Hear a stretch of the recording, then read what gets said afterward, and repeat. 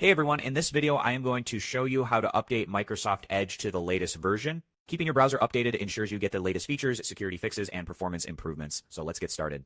First, open Microsoft Edge on your computer. You can do this by clicking on the Edge icon in your taskbar or searching for it in the Start menu.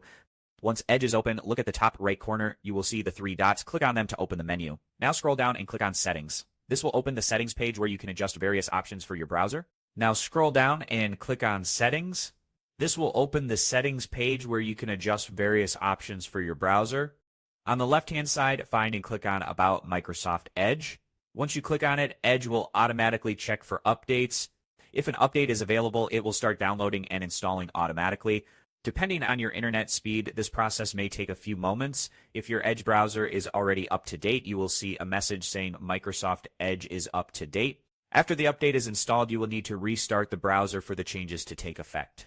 Click on the Restart button when prompted. Edge will close and reopen with the latest version installed.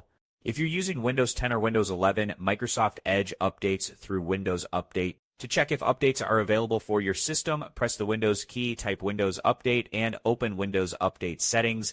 Click on Check for Updates, and if there are any available updates for Edge, they will be installed along with other system updates. If you're having trouble updating Edge, ensure you have a stable internet connection. Sometimes firewall or antivirus software can interfere with the update process. Try disabling them temporarily and check again. Also, make sure your system is running the latest updates to avoid compatibility issues. That's it. You have successfully updated Microsoft Edge. Now you can enjoy the latest features and improvements. If this guide was helpful, give this video a like and subscribe for more tech tutorials. Thanks for watching, and I will see you in the next video.